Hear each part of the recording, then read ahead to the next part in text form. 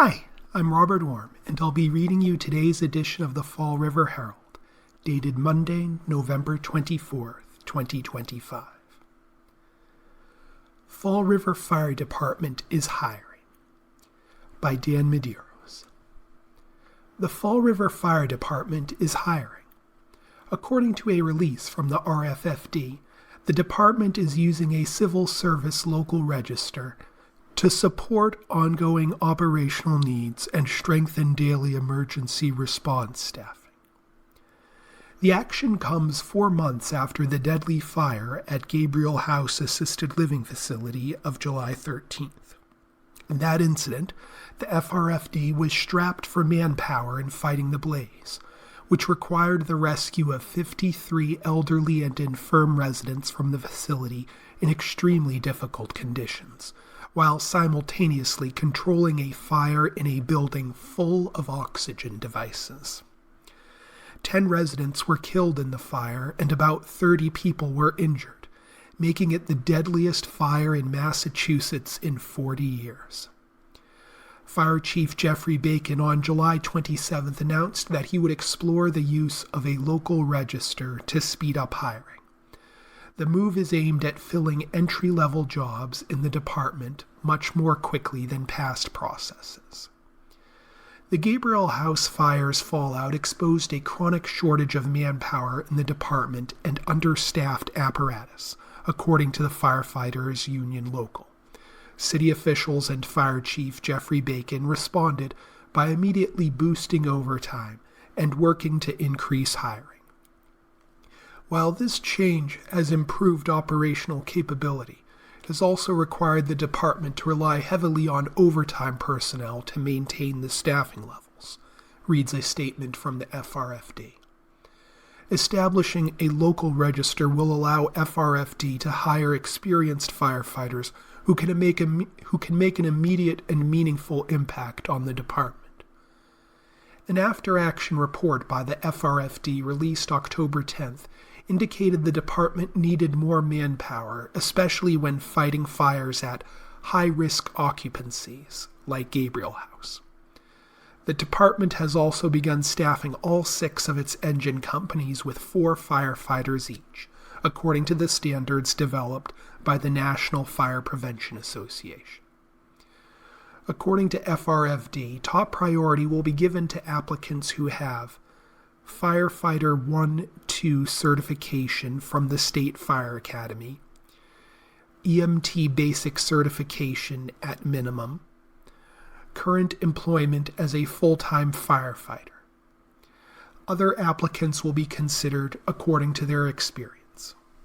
Fall River is one of 14 communities with a civil service local register for the fire service.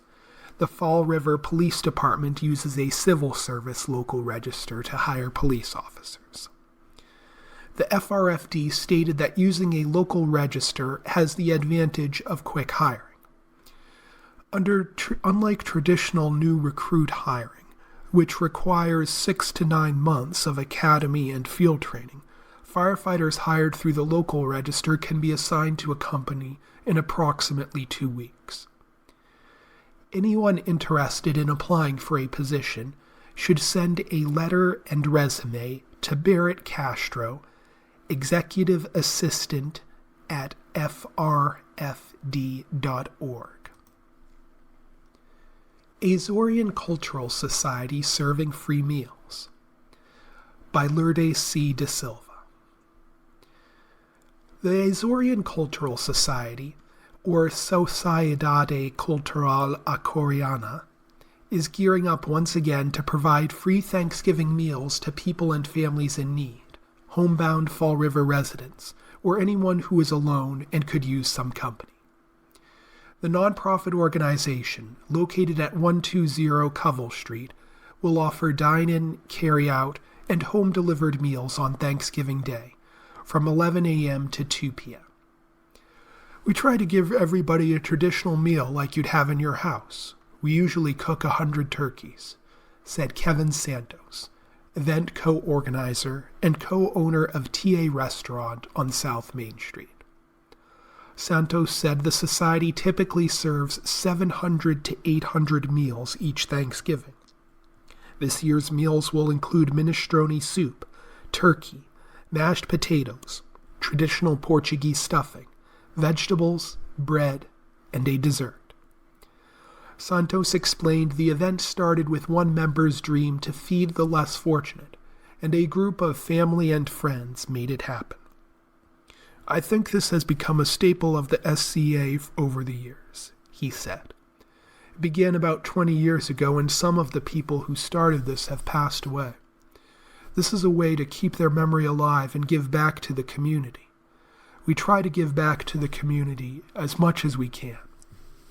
But he acknowledged this event is only possible with community support. He said Cunha's Bakery allows the turkeys to be cooked in their oven. Many individuals and businesses make monetary and food donations, and more than 30 volunteers work tirelessly to ensure everyone in need receives a warm holiday meal. It takes an army to get it all done, Santos said. If it was not for these volunteers going there year after year, this could never be done. Usually many people donate pies, and a few Dunkin' owners donate donuts, muffins, and bagels.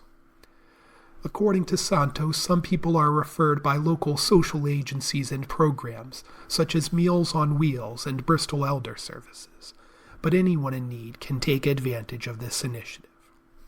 He said people are welcome to walk into the Society's hall on Thanksgiving Day and enjoy a meal without prior registration. Volunteers are there to serve them, and people who are lonely can be out and socialize for an hour or two, he said. Those who prefer to pick up their meal can also just walk in. It will be like going to a restaurant, Santos said. You'll have everything served to you in a nice takeout container with bread and a bag. However, for planning purposes, homebound Fall River residents or elders who cannot drive are asked to request a meal delivery by calling the Society at 508-672-9269 after 6 p.m., or the TA Restaurant at 508-673-5890. The Society also provides Thanksgiving meals to first responders who are required to work on the holiday. At the end of the day, we call the police department, the fire department, and a couple of shelters in the city as well to drop off platters of food, Santos said. Santos said community members are encouraged to contribute, volunteer, or spread the word so no one goes without a Thanksgiving meal. This year, a group of supporters have created the GoFundMe page, Support Thanksgiving Dinners for Greater Fall River, to help the organization provide the free meals. Several of us experienced this tremendous generosity firsthand last year, the fundraiser description reads. We left humbled and thankful for the efforts of so many people. Most of us are aware of the need to bring a smile to someone on Thanksgiving, but to experience it firsthand is something special. The folks served through this wonderful community effort come from all walks of life, young and old, often lonely, but all with a common need. The Sociedade Cultural Acoriana fills a huge void for many people every year and truly makes everyone's holiday a little brighter. To make a donation, visit the Go-Fund-Me page at www.gofundme.com/f/support-Thanksgiving dinners-for-Greater-Fall-River. Locals Burger Bar in Tiverton reopens, by Ashley Schuler. Locals Burger and Cocktails is welcoming locals back to its Tiverton location once again, roughly 5 months after its abrupt closure. A fixture in town's north end for 5 years, located not far from the Fall River line, the Burger Bar announced it would be shutting its doors at 4 Stafford Road at the end of May. Since then, fans of Local's classic American comfort food could still get their fix at their second and larger Portsmouth spot. However, you can now save yourself that trek to Aquidneck Island. On November 5th, Locals officially settled back in on this side of the Sakonnet River, as the restaurant made its reintroduction to Tiverton with the same family-friendly atmosphere, but a pared-down and refocused menu. According to Tyler Botello, chef at the Tiverton site, the new Locals menu will be centered around 3 items in particular they feel will be their biggest sellers: smash burgers, tacos, and hot dogs. It's about half the size of their previous menu, he said, which is a better fit for Tiverton's smaller space. He described Locals burger and cocktails as good quality, fresh food done quickly. You're not going to be waiting more than 15 minutes for any order, no matter how big or small, Botello said. Offerings include a half-dozen different smash burgers, from your classic to the Stafford, which serves up quite a mouthful, featuring 4 smashed burger patties, topped with 4 slices of American cheese, smoked applewood bacon, lettuce, tomato, and local sauce. Burgers range from $9 to $19. Locals will also be shining a spotlight on its variety of franks, from the classic coney dog to the nacho or BBQ dog, all for $3 to $8, with the option to add fries, onion rings, or a salad for an additional cost. Taco plates ranging from $16 to $21 come topped with everything from fish to Cajun shrimp, steak tips, veggies, and Jamaican BBQ pulled pork. Other menu highlights include starters such as clam fritters, hush puppies, cheese please, bite-sized and deep-fried mozzarella cheese curds on a bed of marinara, a handful of salads for the health-conscious, and a grilled chicken sandwich. Local's first restaurant at 657 Park Ave, Portsmouth, Rhode Island, features stunning views of the Sakonnet River on both sides, an outdoor patio, in-house catering, and live entertainment. Owner Kevin Ames opened a second Locals restaurant in Tiverton in early 2020, just before COVID hit. It was meant to serve as an extension of Locals' kitchen and cocktails in Portsmouth Island Park, in a smaller space. According to Botello, miscommunication between management and ownership prompted Ames's decision this past spring to shut down and take a brief hiatus, returning in the fall with new management and a new staff. They have been slowly getting into the swing of things since reopening earlier this month as word spreads, Botello said, with one simple mission: cooking good food and making people happy, Botello said. Locals Burger and Cocktails, 4 Stafford Road, serves lunch and dinner Monday through Sunday from 11:30 a.m. to 8:30 p.m.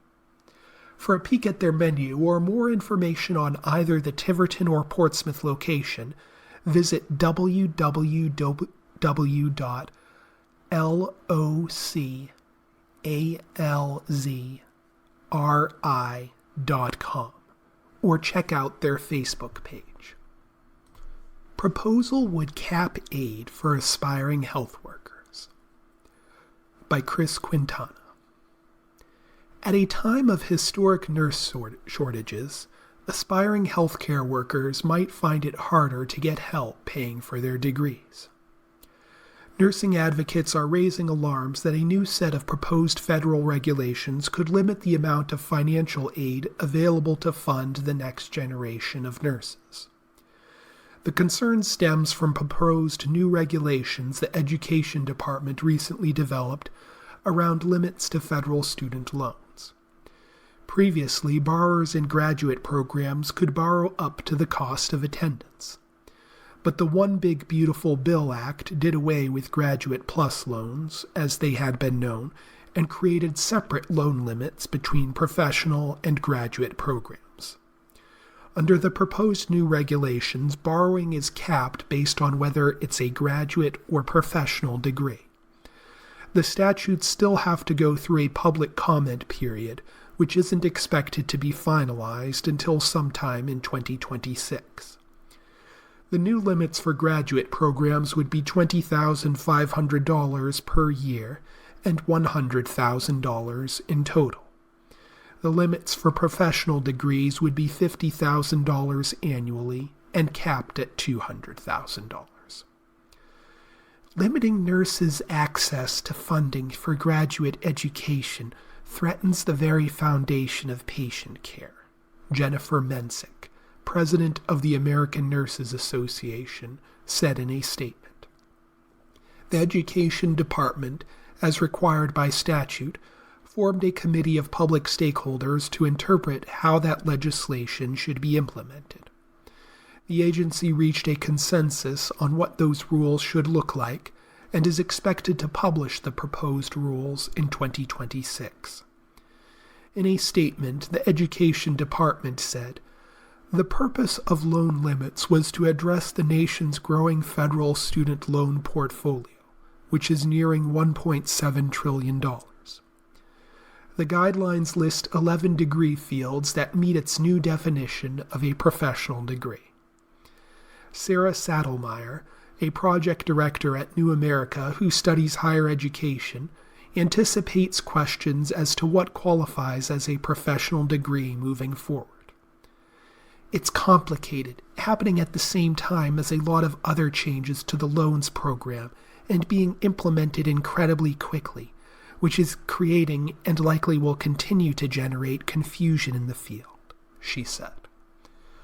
The American Association of Colleges of Nursing raised concerns that some programs, like a Master of Science Nursing or a Doctorate of Nursing Practice, would fail to meet the new criteria.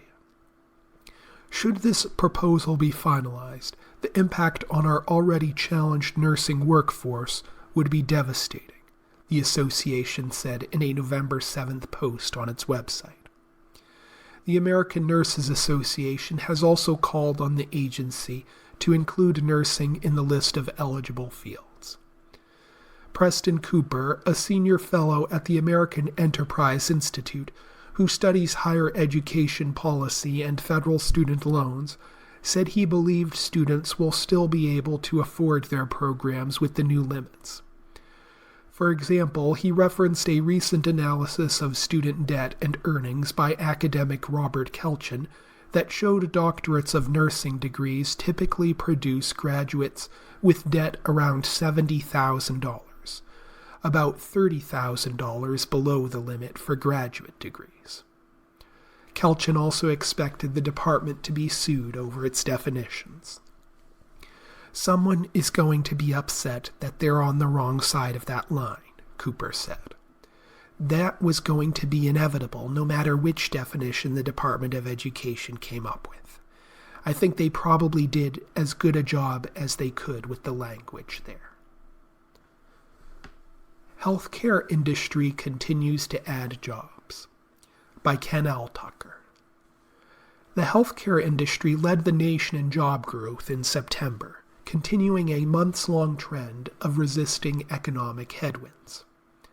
Healthcare added 43,000 positions in September, making up about 1 in 3 U.S. jobs added that month, the U.S. Bureau of Labor Statistics reported. The long-anticipated jobs report released November 20th had been delayed due to the 43-day federal government shutdown. The nation added 23,000 jobs in ambulatory health care services, a category that includes doctor and dental offices, laboratories, home health care services, and other outpatient care. Hospitals added another 16,000 positions in September. Social assistance, which includes individual and family services, community food and housing, childcare, vocational rehab, and emergency and other relief services, added another 14,000 jobs in September. In the 3 months of BLS data released before the delayed September report, healthcare added about 114,000 jobs and social assistance added around 63,000. In other words, healthcare and social assistance accounted for about 3 in 4 jobs added over that 3-month period. An aging population and the nation's high rate of chronic diseases have both propelled job growth in the healthcare industry, said Robert Kastner, an economist and research professor at the University of Chicago's Harris School of Public Policy. People need health services at clinics, doctor offices, and hospitals, and they often take prescription drugs to manage chronic health conditions. We have more people with more illnesses because we have more older people, and we have a lot of chronically ill people of all ages, Kastner said. The United States spends more on health care than any other nation, another factor that has bolstered industry job growth. That investment also spurs innovation in new treatments for conditions such as cancer, heart disease, and obesity, Kastner said. The U.S. health system is largely funded by a combination of government health insurance programs, such as Medicare, Medicaid, and the Affordable Care Act, as well as employers that provide insurance for working-age Americans. Those federal health programs, employers, and consumers support the privately owned hospitals, doctors' practices, clinics, and other healthcare employers. And those private health providers hire workers to provide services that patients and consumers demand. The Association of American Medical Colleges projects the nation's physician shortage could reach as many as 86,000 doctors by 2036. Beyond physicians, demand has soared for other health providers, such as nurse practitioners, physician assistants, and pharmacists. Patients seeking specialty care often face long wait times for appointments due to workforce shortages. For example, consumers seeking in vitro fertilization face barriers like cost and access to care. Demand for fertility services has soared as more states mandate insurance plans cover fertility treatments and more fertility clinics open, said Dr. Paul Mangarelli, Dean of the Clinical School at IVF Academy. Chicago shuns anti-violence grants, by Bianca Flowers. Chicago will not apply for federal community violence intervention grants after the Trump administration reshaped the program to focus on law enforcement and immigration, the city said last week, calling the new stipulations an effort to politicize public safety. The city of Chicago does not intend to apply for any federal grants that require the city to comply with President Trump's political aims, Mayor Brandon Johnson's press office said in a statement first shared with Reuters. The Justice Department confirmed it has shifted the focus of the grant, which was originally intended to support community violence prevention efforts. Chicago officials and the Trump administration hold conflicting notions about what constitutes effective violence prevention. Johnson characterized the administration's decision to rescind more than $800 million in violence prevention grants in April as politically motivated. The move to shun the new grants marks the latest flashpoint between the city and the administration over its aggressive immigration crackdown. Chicago previously sued the Trump administration over conditions it called illegal restrictions on other community policing grants. The DOJ did not immediately respond to a request for comment on November 21st about Chicago's decision to avoid seeking the grant funding. Chicago is the only U.S. city so far to say publicly that it will not apply for the funding, even as cities such as Newark, New Jersey, and Columbia, South Carolina, told Reuters they are moving ahead with applications. Several cities benefited in the past from the grants, when money was given directly to community-based organizations. In late September, the DOJ announced that it was changing its community-based violence intervention and prevention initiative to exclude community organizations from direct funding and prohibit services for undocumented residents.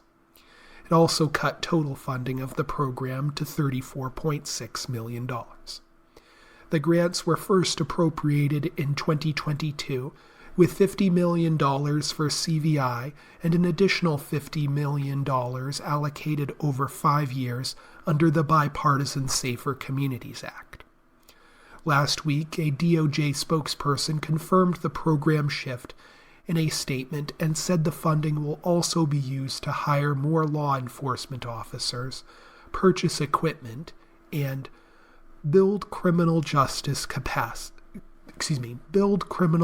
system capacity. The rewrite of the grants reflects our belief that the best way to prevent violence in our communities is through robust support for law enforcement, the statement said. However, 2 former DOJ officials who spoke on condition of anonymity, as well as community interventionists and gun violence experts, said the agency's goals deviate from the program's original intent. The new goals, they said, reflect a broader ideological shift that steers resources away from historically marginalized communities affected by crime. Now the funds must pass through a government agency, said Jordan Costa, Associate Director for the Gifford Center for Violence Intervention. Community-based organizations can only be subrecipients, and they would presumably have to comply with the same mandates. President Donald Trump has made immigration crackdowns a cornerstone of his political agenda.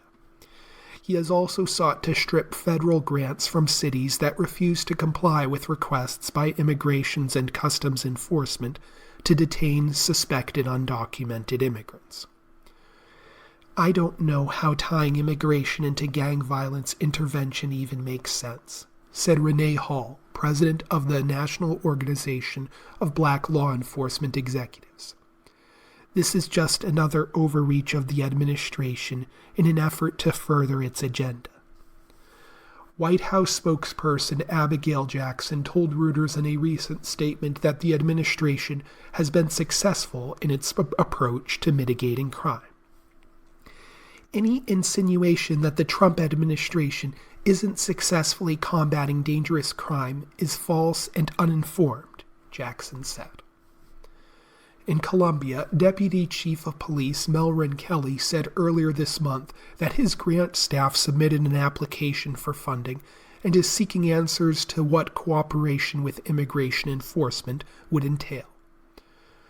There are always some parameters when you ask for federal dollars, but not specific to how you're going to enforce the law or what laws to enforce, Kelly said. We've reached the halfway point of our program, and regular listeners are aware that at this stage of our broadcast we move to the obituaries. Laura M. Calvo Arruda, age 95, passed away on Thursday. She was the widow of Francis M. Arruda. She was the mother of Michael, Janice, Gary, Joanne, and Francis, Donna Arruda, grandmother to Nicole, Jessica, Logan, Brittany, Mason, Lauren, Ashley. Wake Monday, November 24th, 5 to 7 p.m. at the Oliviera Funeral Home, 2064 South Main Street. Funeral Tuesday, 9 a.m. at the funeral home, followed by Mass at 10 a.m. at Holy Trinity Parish. Interment at St. Patrick's Cemetery. Full obituary at olivierafuneralhomes.com. Survey shows views on birthright citizenship by Daniel Gonzalez. 7 in 10 Americans believe birthright citizenship is guaranteed under the U.S. Constitution. But Democrats are more likely than Republicans to hold that view, a new report found. Among Democrats, 86% say the Constitution guarantees birthright citizenship, compared to 53% of Republicans, according to the American Family Survey, conducted by the Wheatley Institute and the Center for the Study of Elections and Democracy, both at Brigham Young University, and the Deseret News in Utah. Among independents, 65% say birthright citizenship is guaranteed by the Constitution, according to the survey. The annual survey asked 3,000 Americans about their views on several issues, including immigration. It has an overall margin of error of plus or minus 2.1 percentage points. The survey comes at a time when President Donald Trump is attempting to end birthright citizenship for children of undocumented immigrants. He signed an executive action on January 20th, the first day of his second term in office, denying birthright citizenship to children born to undocumented mothers and fathers who are not legal permanent residents or U.S. citizens. Trump's order drew a series of lawsuits. After multiple lower courts halted the order as unconstitutional, the Department of Justice appealed to the Supreme Court in an effort to challenge the power of federal judges to issue so-called universal injunctions, preventing presidential policies from applying against anyone, anywhere. That action led the court to issue a landmark ruling in June, blunting the power of judges. But that ruling left open the possibility for courts to grant broad relief to states or to individual plaintiffs through class action suits. 2 challenges to Trump's order are at issue in September DOJ appeals. One was filed by the states of Washington, Oregon, Arizona, and Illinois. The other was filed by a group of individuals who sued in federal court in New Hampshire. In July, the San Francisco-based 9th U.S. Circuit Court of Appeals sided with the states, while U.S. District Judge Joseph LaPlante in Concord, New Hampshire, let the plaintiffs in that case proceed as a class, allowing Trump's order to be blocked nationally. As for the issue of deportations, the latest survey also found a deepening political polarization. Among Republicans, 51% favor deportations even when parents are separated from U.S.-born citizen children, compared to 6% of Democrats and 17% of independents, the survey found. Conversely, 79% of Democrats oppose deportations that result in family separations, compared to 13% of Republicans, the survey found. The 66 percentage point gap is the largest since the survey began in 2015. The political divide over immigration also widened. Among Democrats, 47% said the immigration system should give higher priority to reuniting families than to helping people who have job skills that are in high demand, compared to 19% of Republicans, the survey found. SS United States to be sunk early next year, by Shannon Marvel McNaught. The final resting place of America's flagship, the historic and beloved SS United States, has been chosen. The 990-foot ocean liner will be sunk in early 2026 in the Gulf of Mexico, renamed by the U.S. government as the Gulf of America, about 32 nautical miles southeast of Florida's Pensacola Pass, and about 22 miles southwest of Destin East Pass, new planning documents say. It will become the largest artificial reef in the world. The proposed depth of the reef is 180 feet to the bottom and about 55 feet to the upper deck, representatives of Okaloosa County, the entity that owns the ship, previously said. The 911-foot USS Oriskany, which will become the world's second largest artificial reef, rests on the ocean floor nearby, about 22.5 nautical miles southeast of Pensacola Pass. Together, the ships will make the area a worldwide premier driving destination, said Okaloosa County Board Chair Paul Mixon. The SS United States, often referred to as America's flagship, launched in the 1950s as both a secret military vessel and a luxury passenger ship. The innovative ship set the transatlantic speed record and, throughout most of the 1960s, was the most efficient and fashionable way to travel between America and Europe. Judy Garland, Bob Hope, Salvador Dali, politicians, and royals were among its passengers. Later, the ship cruised the Caribbean. The following decades weren't nearly as glorious for the SS United States, however. It changed hands numerous times, eventually landing in the Delaware River.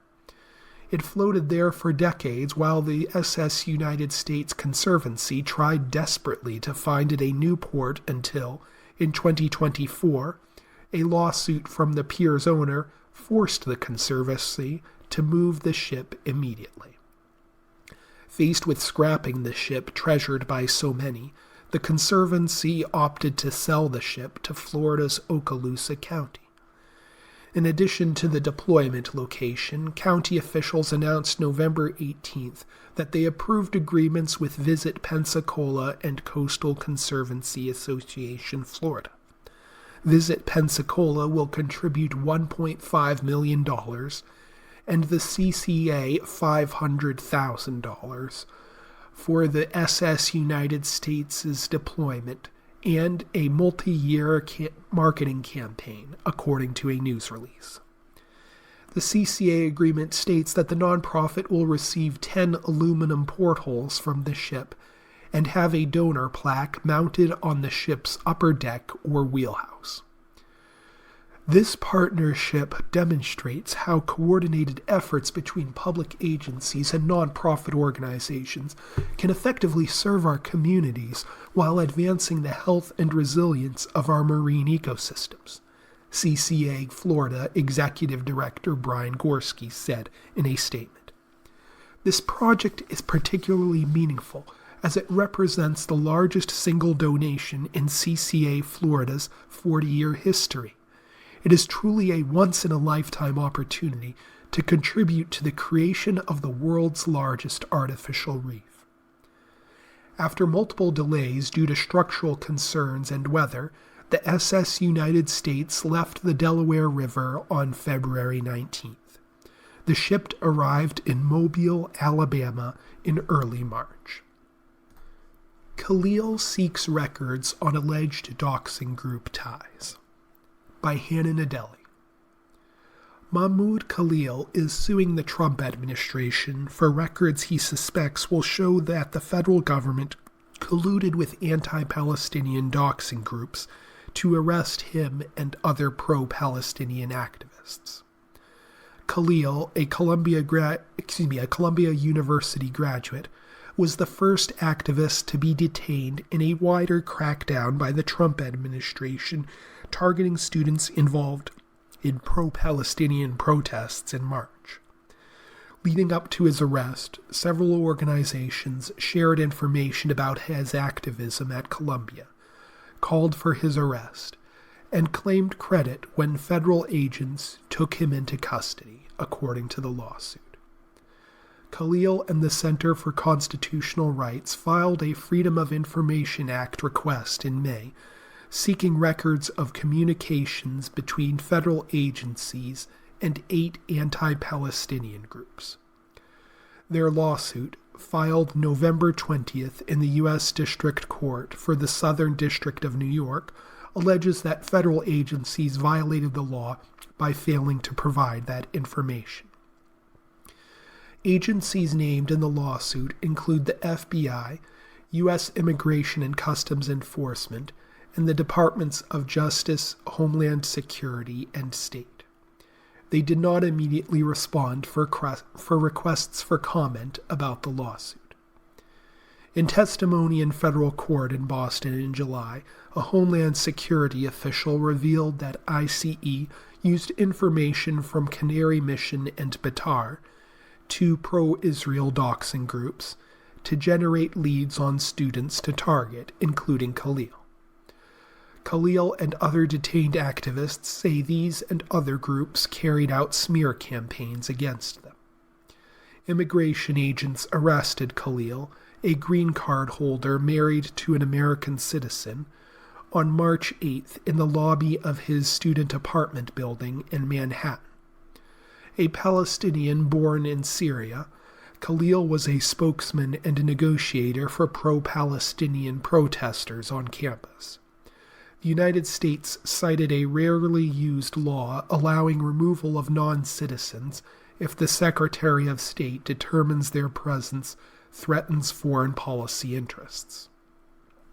Judge Michael Farbiars, who presides in the U.S. District Court in New Jersey, ordered Khalil's release in June, after ruling that the government's attempts to detain and deport him on foreign policy grounds were unconstitutional and retaliatory. The U.S. government has asked the Third U.S. Circuit Court of Appeals to overturn the decision. Khalil, who was held for months in immigration detention, filed a $20 million claim against the Trump administration in June, alleging that the government abused its power to falsely arrest, imprison, and prosecute him in violation of his constitutional rights. It was filed under the Federal Tort Claims Act, a precursor to a federal lawsuit. Advanced Female Crash Test Dummy Targets Gap by Sarah Lapidus. Transportation Secretary Sean Duffy on November 20th unveiled an advanced female crash test dummy that manufacturers can soon start producing for car makers to test in their vehicles. The female crash test dummy, dubbed the THOR-05F, is a new model that addresses the ongoing trend of higher injury rates for women than men in certain car crash scenarios, the U.S. Department of Transportation said in a news release. For years, crash testing relied on the Hybrid 3 fifth percentile dummy, developed more than 3 decades ago, which primarily used scaled male data to protect small female occupants. After years of delays, our team has worked hard over the last 8 months to finalize the details for this new state-of-the-art female crash test dummy, Duffy said in the news release. Under the leadership of President Donald Trump, this department will continue to put the safety of American families, including women, first. A group of bipartisan lawmakers in the Senate has pushed for equality in crash test dummies, hoping the change will ensure women's safety when they enter a vehicle. Republican Senator Deb Fischer and Democratic Senator Tammy Duckworth, along with Senators Marsha Blackburn and Patty Murray, sponsored the She Drives Act to update federal crashworthiness tests by requiring the use of advanced test dummies that better reflect the driving public, CBS News reported in July. I've been pushing for years to update crash testing standards, which do not account for all of America's drivers, particularly women, Fisher, who introduced the bill, said on X. It's far past time to make these testing standards permanent, which will help save thousands of lives and to make America's roads safer for all drivers. The new crash test dummies' shape and response in a crash are based on female bodies, allowing for a safer vehicle design and more informed regulations, the DOT said in the news release. The new crash test dummy will help better address how seatbelts, airbags, and other vehicle parts impact female occupants. The dummy is outfitted with more than 150 cutting-edge sensors and is more accurate than current dummies, according to the department, comparing it to the Hybrid 3. A 2019 study by researchers at the University of Virginia said women wearing seatbelts are more likely to suffer injury than their male counterparts. The study found that belted women occupants in cars have 73% greater odds of being seriously injured in frontal car crashes compared to belted men. The study pointed to fundamental biomechanical factors that contribute to the increased risk. Jonathan Morrison, an administrator at the National Highway Traffic Safety Administration, said this new crash test dummy is crucial to reducing traffic fatalities. Better understanding the unique ways in which women are impacted differently in crashes than men is essential to reducing traffic fatalities, he said in the news release. AAA Northeast released its Thanksgiving travel forecast by Seth Jacobson. Everyone knows that the roads and airways are always jammed when it comes to Thanksgiving travel, but what they might not know is that the traffic keeps getting worse annually. AAA Northeast is predicting that 81.8 million people will travel at least 50 miles from home over the Thanksgiving period, from Tuesday, November 25th to Monday, December 1st. This year's domestic travel forecast includes an additional 1.6 million travelers compared to last Thanksgiving, setting a new overall record, a release from AAA Northeast stated this week. Thanksgiving is the single busiest holiday for travel and has become synonymous with heading out of town to spend time with loved ones. Mark Shieldrop, senior spokesperson for AAA Northeast, said in a written statement. It doesn't come as a surprise that people are willing to brave the crowds. Here's what to know about traveling for Thanksgiving in 2025. Most people are expected to travel by car. AAA projects that 90% of Thanksgiving travelers, or about 73 million, will be driving to their destinations. It could be higher if people who want to avoid airports on the heels of recent flight cancellations decide to drive, AAA Northeast noted. For travelers who are renting cars, AAA car rental partner Hertz says Wednesday, November 26th, is expected to be the busiest pickup day, the release states. AAA booking data shows that domestic car rentals are 15% cheaper than last year. Gas prices now are on pace with those last year, with the average pump price in Massachusetts as of November 16th being $3.02, the same average price as last year, according to AAA Northeast. Tuesday and Wednesday afternoon are expected to be the most congested periods before Thanksgiving Day, according to INRIX, a provider of transportation data and insights. Travelers returning home on Sunday should expect heavy traffic most of the day, AAA Northeast noted. Drivers should hit the road in the morning to avoid the worst backups.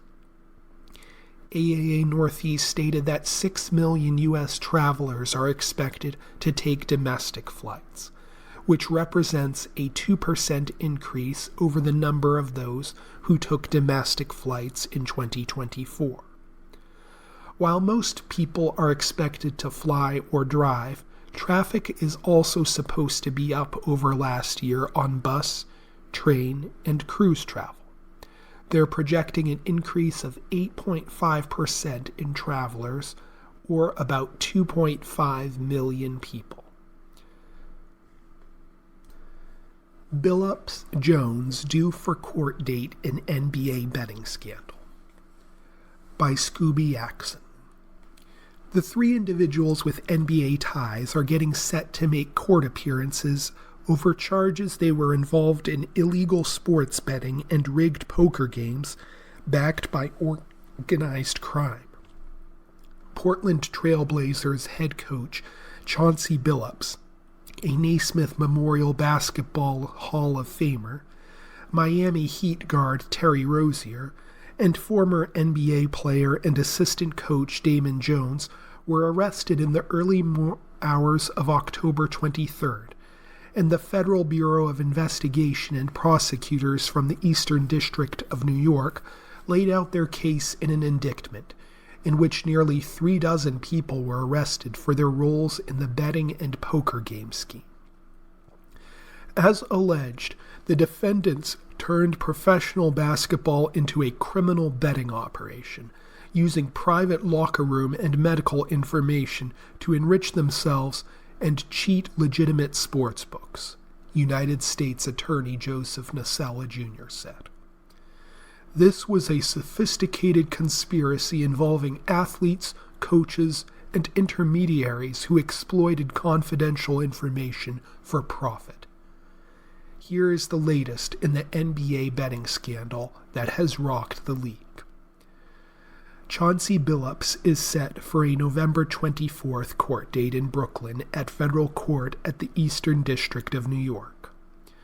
Billups is on unpaid leave from his job coaching the Trail Blazers and is set to be arraigned in New York on November 24th on charges of wire fraud, conspiracy, and money laundering conspiracy, each carrying a possible sentence of 20 years in prison. The feds say that Billups was a face card in the scheme, helping to lure players in April 2019 to games held in Las Vegas, where a rigged shuffling machine was used to dupe victims of at least $50,000. The 49-year-old Billups, a five-time All-Star who spent 17 seasons in the NBA and won a Finals MVP award with the Detroit Pistons in 2004, was inducted into the Naismith Memorial Basketball Hall of Fame in 2024. In another part of the indictment tied to gambling, Billups is believed to be co-conspirator 8, who authorities say gave confidential game information before it was publicly available, and is described as an ex-NBA player who played from 1997 to 2014, an NBA coach since 2021, and an Oregon resident. Billups meets all three of those characteristics. Terry Rozier is also on unpaid leave from the NBA, and federal authorities allege in court documents that the Miami Heat guard provided insider information, which gamblers used to make wagers involving the Los Angeles Lakers, Trail Blazers, Charlotte Hornets, Orlando Magic, and Toronto Raptors over the span of a year. Rozier allegedly schemed to leave early during a March 23, 2023 game against the New Orleans Pelicans due to a foot injury. Rozier played less than 10 minutes in the game and did not return, finishing with 5 points and 2 assists. The accusation is that Rozier told co-defendant De Niro Laster he would leave the game early, and that information was sold to others who made the under bets. The next court appearance for Rozier is December 8th at the Brooklyn Federal Courthouse. Damon Jones, who pleaded not guilty on November 6th at the federal courthouse in Brooklyn, is due back in court on November 24th for a preliminary conference with other defendants in the case. He is charged with wire fraud conspiracy and money laundering conspiracy. Jones allegedly shared and sold insider information on numerous accusations about undisclosed details of NBA games, such as lineup decisions and pre-released medical information, to his co-conspirators, who then placed significant wagers based on the tips. The medical information allegedly involved LeBron James and Anthony Davis, who were playing for the Lakers at the time. James and Davis have not been accused of any wrongdoing. Jones is also accused of using his notoriety to get people to poker games rigged by organized crime figures in order to steal money from them, sometimes using technology, including poker chip trays with hidden cameras and rigged shuffling machines with the ability to read the cards in the deck. Panthers make rare primetime appearance. Without many opportunities for what would qualify as a significant game in recent seasons, this is about as big as it gets for the Carolina Panthers. The San Francisco 49ers are more accustomed to these assignments. Tonight's matchup between the teams in Santa Clara, California, could have ramifications in the eventual NFC pecking order. This is a rare primetime game for the Panthers, 6-5, so Coach Dave Canales considers it an important next step in the team's growth. So easy to sell to the team, Canales said. You don't have to get guys fired up for these types of games. You try to preach every game is a championship opportunity so you don't all of a sudden have to get up for Monday Night Football. Depending on Sunday's results in the league, the Panthers might be playing for a chance to move into first place in the NFC South. Yet it's hugely important for the 49ers, 7-4, as well, as they try to climb in the competitive NFC West. San Francisco hasn't won consecutive games since a season-opening 3-game winning streak in September. You address how important this game is, 49ers coach Kyle Shanahan said. Especially playing against a team that's in the playoff hunt. I think we understand how important it is to get a back-to-back win. The 49ers had a season-high point total in last week's 41-22 victory at Arizona. Among the subplots is a former Carolina running back, Christian McCaffrey, who was traded to San Francisco in 2022. McCaffrey has rushed for a team-high 707 yards with 6 touchdowns, while he also leads the 49ers with 74 catches and 732 receiving yards. He's even better than you thought, Shanahan said, recalling the trade from the Panthers. Panthers quarterback Bryce Young set a franchise record with 448 passing yards last week at Atlanta. He was rewarded by being named the NFC Offensive Player of the Week. Because of that, Carolina became the first team this season to have 5 players receive a weekly league honor. All you have to do is watch last week to see what he's capable of, Shanahan said of Young. Young, who was a full participant in Thursday's practice, dismissed any notable lingering impact from his limping because of an ailing ankle after last Sunday's game. Everyone is fighting through something at this point of the year, Young said. Young said the Panthers, who are 3-3 in road games, understand the extra at-goals attention on them, but it shouldn't make any difference. San Francisco quarterback Brock Purdy was back in action last week after a 6-week layoff with a toe injury, so the extra day to recover might be beneficial before the visit from Carolina. With 49ers linebacker Tatum Bethune out with an injury, Curtis Robinson will move into a starting role. The 49ers also will have a new place kicker because ex-Panther Eddie Pinheiro, who was 22 for 22 this year on field, is out with an injured right hamstring. Kicker Matt Gay, most recently with the Washington Commanders, was signed. He's had a lot of success in this league and looked real good in our workout, Shanahan said. Carolina and San Francisco haven't met in more than 3 years. This will be the first road game for Carolina against the 49ers since 2019. The game's winner will have a 2-game winning streak.